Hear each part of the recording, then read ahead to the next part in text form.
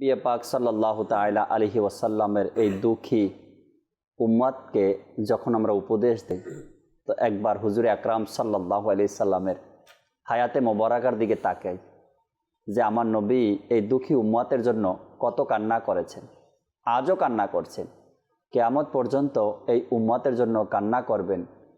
আল্লাহ এই উম্মতকে দুঃখ কষ্ট পেরেশানি থেকে হেফাজত করো। আর সেই দুঃখ ভরা অন্তর নিয়ে, হৃদয় নিয়ে একজন ব্যক্তি আপনার কাছে উপস্থিত হয় দুইটা ভালো কথার জন্য, কিছু সৎ উপদেশ পাওয়ার জন্য, কিছু ভালো কথা শোনার জন্য, জীবনটা পরিবর্তন করার জন্য, দুঃখটা দূর করার জন্য।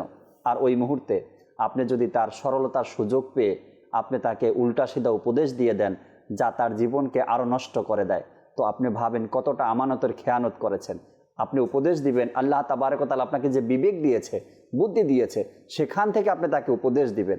কিন্তু এই দুঃখী আর কষ্টের উম্মতে মুহাম্মাদি আপনার কাছে উপস্থিত হয় আর আপনি সৎ উপদেশ না দিয়ে অসৎ উপদেশ দেন, তখন নবী আকরাম সাল্লাল্লাহু আলাইহি সাল্লামের সামনে যখন উপস্থিত হবেন কিয়ামতের ময়দানে, তখন কি জবাব দিবেন?